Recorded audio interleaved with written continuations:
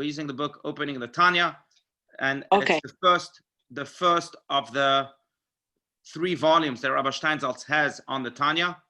The Tanya was authored by Rabbi Shneur Zalman Lavliadi. It's considered to be the foundational book of Hasidic thought.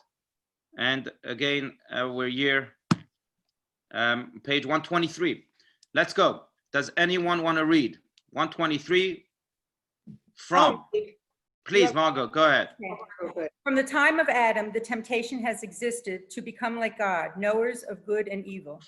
Artists, writers, scientists, all are tempted by the belief that there is some ruse, some hidden way, some new invention whereby a person can cross a certain line and become divine. But although a person can, by his own efforts, achieve great things, he can even taste of the fruit of the tree of knowledge and know good and evil, but he cannot on his own touch on the infinite. As will be explained, the only way that such contact can be achieved is when God creates this contact, when he extends his hand, so to speak, across the gap to grant man the ability to connect with him. From the gap that separates the finite from the infinite can be bridged only by the infinite. Right, let's continue a little bit more. Yeah. Okay, the hand that God extends to us is the Torah. Torah is not merely words of wisdom. It is beyond all wisdom. It is God's wisdom, and the mitzvot are God's commandments. The essence of the Torah is that the creator of the world communicates to man something that man can hear, comprehend, and do, and thereby connect with him. The essence of the connection is created not by the fact that a certain person studies a lot, prays excessively, or observes the mitzvot with great zeal, but by the fact that one is doing what God wants one to do. The Torah, right. Okay. Oh, go ahead. Yeah, no, I just want to, I want to explain this because I think it's an important point, especially when we come into contact with the divine. So as mentioned, right, the only way really to connect to God, to bridge that unbridgeable gap seemingly between the finite and the infinite being God and the finite being man, is by doing mitzvahs, because it's God's way. It's the infinite coming to the finite and saying, hey, if you do this, then we will have bridged that gap. If we do this mitzvah, that mitzvah, because the infinite is coming to us and telling us what to do, then the finite can in a way become infinite and touch infinity. The finite, by being finite, cannot reach the infinite, because that's what finite means. You're finite, you can't become infinite. The only way the finite can become infinite again is by the infinite coming towards the finite and not vice versa.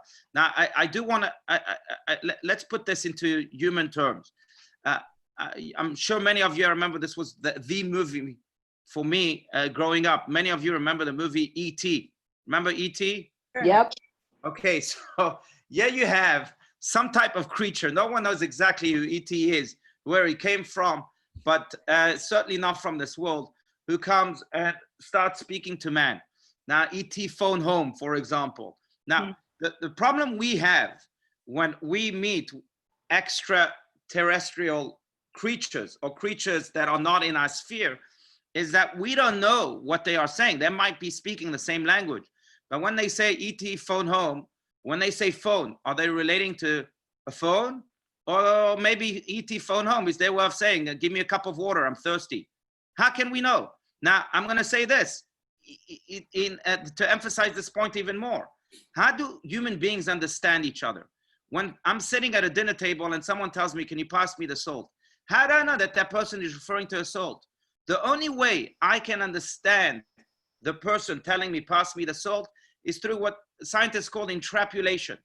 I know what salt is, and I suppose that because the other person is also a human being, he's referring to the same thing that I think is salt. So when he tells me, pass me the salt, he's probably referring to what I think is the salt. And therefore, I'm passing him the salt that I think is the salt. So again, from my understanding of myself, of my notions in life as a human being, I suppose that the other person who's also a human being thinks of salt the same way I think of salt, thinks of the world in general the same way he or she thinks of the world. It's called intrapolation. Now, the problem is that when we have someone from the outside, not from this world, imagine someone lands from Mars today in your dining room and tells you, hey, pass me the salt. Maybe they have no salt in Mars. What is he referring to? How can I understand this human being or this extraterrestrial being? there's no way I'm understanding it, because again, I can't interpolate my thoughts to understand his. So how do I understand a human being like that? The only way I can understand a human being is by guessing. Now, we have essentially the same problem when it comes to God. When God tells us, respect your parents, is he saying respect your parents, or is he saying polish your shoes every day? Maybe that's the language of the divine. It's infinity. How can the finite understand the infinite? How do we know that when he says respect your parents, it actually means respect your parents? The way we think, human beings think respecting your parents is. So Rashi, for example, is an easy answer to that. The foremost commentary says, Lo dibra Torah ela kilshon bnei adam. That the Torah spoke the language of human beings. Yes, God has his own language, but in order for God to bridge that gap, that unbridgeable gap otherwise between infinity and finite beings, he spoke the language of finite beings. So when he says respect your parents, it must mean respect your parents. Otherwise, there would be no connection. Otherwise, maybe he does mean pass me the salt, but then again, we would have no way of bridging that gap, because we would have no way of understanding his language. So he had to speak in the language of human beings. That's one answer. Another answer is the Kabbalistic answer, and this is what the Tanya really is going to. I know that all these notions are profound, but it's just brilliant if you think about this. Another answer is that, yes, Rashi is right. God spoke the language of human beings, but not only that, God's language is the language of human beings. It's not, he didn't just adopt a language. God's language is the language of human beings, because God's greatest manifestation of his infinity is by becoming finite, is by speaking that language. How so? Infinity means that God can do anything. If God can do anything, then God can also take all of that infinity and put it in a very finite sphere. Think about it this way, another analogy. When you go to the sea, for example, right? The sea seems infinite. Now, if it was truly infinite, which means limitless, then it could take its entire self and put it in a cup of water. Now, you can say it's impossible. The sea is 1 trillion times bigger than a cup of water, but then it's limited. If it can't put itself in a cup of water, it's limited, right? So it's not limitless. It being limitless means that it can do anything, including putting itself in a cup of water. You understand my thoughts? I know this is very profound, but again, we're trying to understand infinity here. So it has to be. So for God to prove his infinity or his limitless state, he has to go and speak the language of human beings and put that entire sea of his, to use that analogy, in that cup of water, in planet Earth, in the language of human beings, proving that that infinity is indeed limitless, that it has no limits, that it can even speak the language of human beings, that it can even relate to parents as parents and not as something else that we might not even know what it's referring to. Yeah, I hope you're following me. I hope I'm being clear. But this is what the Tanya is saying here. It's very profound. But by the way, this is one of the most essential points of Hasidic thinking, of Kabbalah in general, that when we're dealing with God, we're dealing with infinity that is indeed limitless. And the mere fact that we can do a mitzvah makes us, in a way, also infinite. It's the only way we can really rise upon our human self, our limited self, and become infinite ourselves too. Now I get it. Okay. So that's the big idea. But I will say this. I'm gonna add just one more thing, and then I really want to hear your thoughts, because this should be much more of a dialogue than a monologue.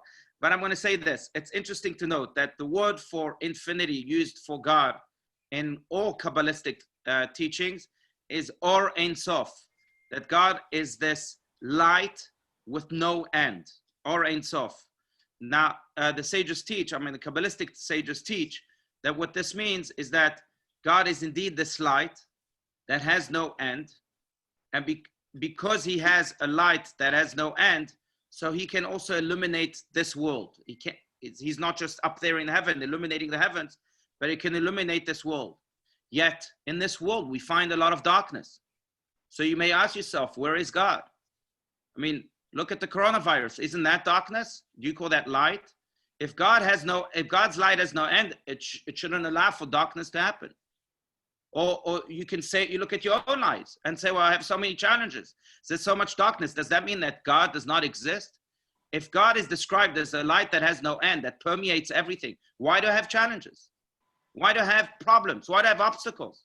Why do we have, in general, issues or again, problems individually? Why do we have problems, generally speaking? Why does darkness exist in the world? And the answer that's given that connects again to this idea of infinity is that, yes, there is darkness and there are challenges, and no doubt that exist both on an individual platform and on a general platform. But our duty as human beings is to dig through this darkness and find God's light. How do you do that? By doing a mitzvah. Each time you do a mitzvah, what you're doing, you're expelling a little bit of darkness. And then you do another mitzvah, more darkness goes away. You do another mitzvah, more darkness goes away. The more mitzvahs you do, the more you reveal God's light in the world. Now, ultimately, when all of the mitzvahs, all of this uncovering will happen by each and every one of us, that's when Mashiach comes. That's when this light will ultimately be completely revealed. God's light will permeate every area of the world, thanks again to our mitzvahs. But why do mitzvahs uncover God's light? Why are they able to conquer this darkness that we may experience? Because the mitzvah itself is God. The mitzvah itself is heaven. When we apply a mitzvah to this world, when we are bringing heaven down to earth, so to speak, and by bringing heaven down to earth, we are illuminating that part of the earth, and again, uncovering God's light that has no end, that Or Ein Sof. So, Rabbi, the example you gave of the sea coming into a glass of water makes me think of Hashem's presence reduced into the Kadosh Kodashim. That's a good point. Excellent. That's right. I think that excellent, William. Very good. I think that's one of the very few examples that epitomize this idea, because in the Holy of Holies, and we may have spoken about this, in the Holy of Holies, God's ark was found.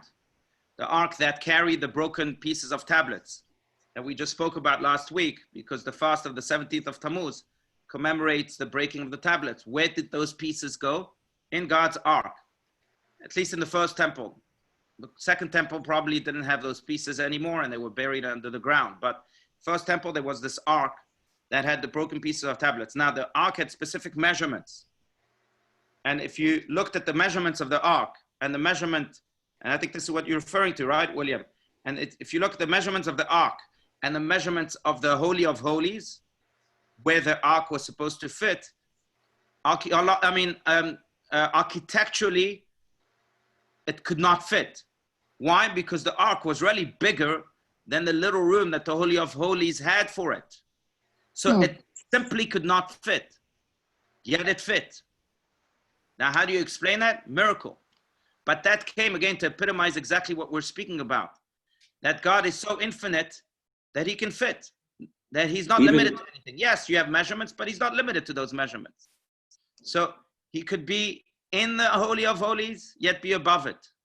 He fits, yet he's still infinity. He's not, again, like we say about ourselves, about our souls. He can be in this world, but he's not of this world. That's the power of true infinity, of being limitless. So in a way, thank you, William, for bringing this up, because this explains exactly what the Tanya is saying here, that God's language is the language of human beings, because he is truly infinite. If he wasn't infinite, he couldn't speak the language of human beings. He would be somewhere in the heavenly spheres and speak that language, the ET language. But the fact that he's truly infinite, he's truly limitless, means that he speaks this language because he's able to enter into a limited space, even though he's greater than it. Good point. Excellent point. Jordan, did you want to say something? Yes. Wasn't that true also for the numbers of people that would be coming to the temple, that the actual dimensions of the temple were thought not to be able to contain so many people coming for pilgrimage festivals, but there was plenty of room within the area for everyone. Right, beautiful. That's another area of the temple that expressed the infinity of God more as it is expressed in every human being, right? Because we each have a soul, which is a part of the infinity. Exactly, that when the festivals happened in the times of the temple, of course, everyone would come and it would crowd the temple to the point that there was really no room. Omdim tzfufim, it says in the Mishnah, that people would stand really super crowded, like sardines, so to speak. And yet the miracle was that when they bowed down, I think this is what you're referring to, right, Jordan? Yes. When they bowed down, all of a sudden they had room. I think about this. When you bow down, you need more room. You now take the room of the bowing. So technically speaking, there should be no room, especially if you are standing up like sardines. It's impossible. I don't know if you've ever been to, I remember the Farbrengens of the Lubavitcher Rebbe were like that. There's simply no room. You can't move. If you've been crowded in a crowd like this, I mean, sometimes it happens in demonstrations. You're so in Israeli buses. If you've been on an Israeli bus, most of the time, you're super crowded. There's no room to bow down. Yet in the temple, all of a sudden, when the time came to bow down to God, the time in the prayer that came, you had room. And in a way, that's the expression also of the infinity in the finite spheres. That's true infinity. It has no limits. It's not limited to the crowd, to the physical space that you have or don't have. By the way, the other spin on that, which is connected but not connected, it's connected because that's how human beings can reach infinity, is that there's a beautiful commentary that says that it teaches us the power of humility. Because standing up, when you had no room, standing up represents this arrogance. Here I am. Look at me.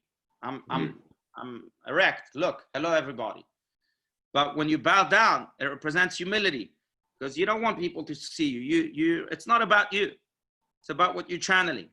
So this commentary, I think it's the Rashba.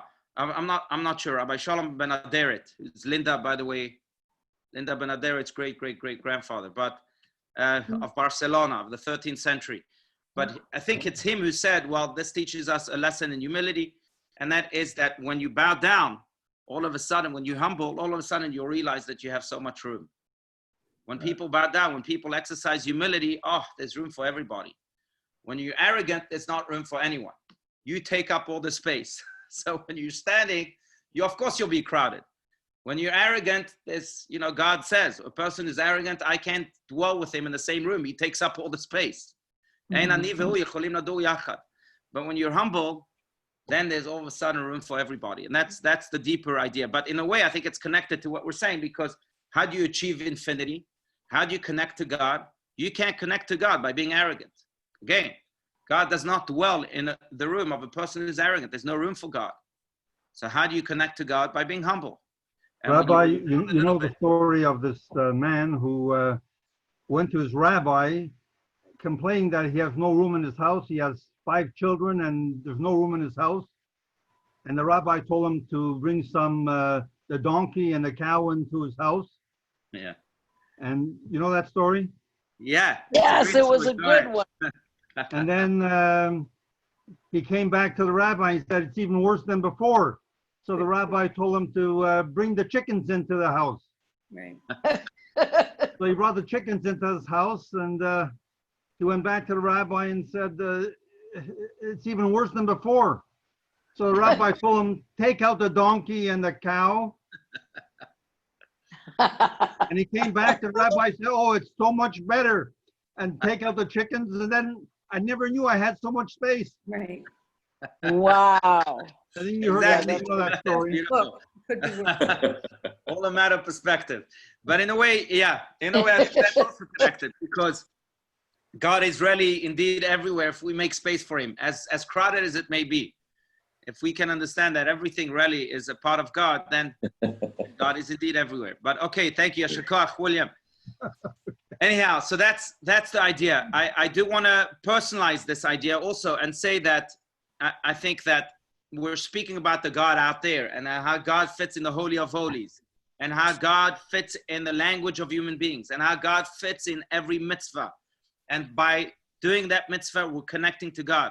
We're speaking about the God out there, but let's not forget also that the Tanya year is also referring to the God in year, to the soul in year, that we too are part of the divine. That's what a soul is. The author of the Tanya himself said that the soul is chelek elokam ma'al mamash in chapter 2, that the soul is a part of God in actuality. He's not making it mamash in actuality. What does this mean, therefore? This means that we have a part of infinity within us. And therefore, we might be in this world, but we're not of this world, like we said. Yes, we have to work in this world like God does. God's main world is really this world, not the world of the angels. God wants his Shekhinah, his divine presence to dwell here, not necessarily up there. So this soul also wants to work its wonders here. But as we engage with this world, as we go to work every day, as we have to deal with bills and with every materialistic thing here under the sun, let us not forget that we're not made of this world, that we're much higher than that. And we're only here to fit into this world because that's what we're told to do. That's the mission of our soul. Oh, that's But good. on the other hand, the soul itself remains infinite. We must be within, yet stay above. We have to remember, therefore, also to nurture that soul. That soul won't be nurtured by paying bills. It won't be nurtured for me by changing my kids' diapers. It's a necessary evil, so to speak. But it's not what the soul, it proves the infinity of the soul, that the soul can change diapers. But on the other hand, it's also not defined by it. It's not confined by it. It belongs to something much higher, much deeper. And therefore, I also have to nurture the soul by giving it something much higher, much deeper. So the Tanya, again, is not just speaking about God out there, but it's God in here. And that's what's in here is a part of infinity that wants to actualize itself in this finite world, but also wants to continue to be nurtured in the most infinite way possible. And in a way, if you think about it this way, each time you do a mitzvah, not only are you uncovering God's light, but you're uncovering your own light. And not only are you touching infinity, but you're making yourself infinite. I think that's why it's quite interesting. But Very. it's in a way, this idea, this upcoming idea expresses what we're speaking about. And we may have mentioned this in the past too, but if you think about this, so we say the Kel Malei Rachamim here every day instead of Kaddish, right? And everyone is welcome to our morning and evening services. But if you look at the El Malei Rachamim prayer, or if you look at the Yizkor prayer, when we speak of the souls of our loved ones and we mention them to evoke their names and bring delight and pleasure to their souls, we say Ba'avur shenatvu tzedakah ba'ad askarat nishmatam. That's what the El Malei Rachamim says, which means that we are mentioning their names, and in the merit of us giving tzedakah in their loving memory, then they should have the blessing of rest, and they should rest in peace and so on. But why mention tzedakah now? Why solicit in a time of tremendous sensitivity? During Yizkor, you're going to ask for tzedakah. That's when people are connecting to their loved ones. Leave them alone for once. Why ask for tzedakah then? But the answer is exactly through these words of the Tanya. These words of the Tanya teach us that when a person does a mitzvah, what happens? The soul is unleashed. That's what happens. The infinity within us is finally expressed. How can we make the souls of our loved ones indeed infinite? How can we allow them to live not just today while people remember them, but to infinity in 20 generations from now when people might not remember them? Through mitzvahs. By attaching a mitzvah that is infinite, again, that carries infinity within it. By doing it, by doing a mitzvah, you're touching infinity. So by attaching that soul with infinity, it becomes infinite. That's why we're asking for tzedakah during the El Malei Rachamim, or during Yizkor. By doing a mitzvah, we are taking that soul and ensuring its eternity. ensuring that indeed it becomes infinite. How so? Because the mitzvah is infinite. So now that it's attached to the mitzvah, it too becomes infinite. That's the deeper idea really of Yizkor, of asking for tzedakah during Yizkor and so on. But that's what happens to the souls of our loved ones. But it's certainly what happens to our souls too. Each time we do a mitzvah, it becomes infinite. Its imprint is in this world to eternity. Because that's what a mitzvah is. It's God's infinity. And it allows our soul that is infinite to also then join that flow of infinity forever and ever. So that's really the idea. So we're not just speaking about the God out there again. We're speaking about the God in here that can make itself infinite, not just stay in here and even suffocate in here, but really allow itself to become infinite by touching God and by doing more and more mitzvahs in this world. And I think it's true. You know, we're speaking in profound terms here, and I apologize if you lost me, but just to be as maybe as simplistic as possible, I think it's true. People have been to too many funerals to know, and I'm sure you have, to know that people are not remembered by the feelings that they felt, by the thoughts that they had, by the meditations that they did. People are remembered by the deeds that they did, by the mitzvahs that they did. That's how people are remembered. Eventually, people, you know, in eulogies, you see that. People speak about the actions of a human being much more than their feelings. Yes, they could have been funny and they could have been thoughtful and they could have been geniuses. But if those attributes had no actions attached to them, they will be as quickly forgotten as they came. On the other hand, it's the mitzvahs that make us remembered in this world. Now, why so? The deeper reason is because, again, actions of God are infinite. So by doing mitzvahs, you too become infinite.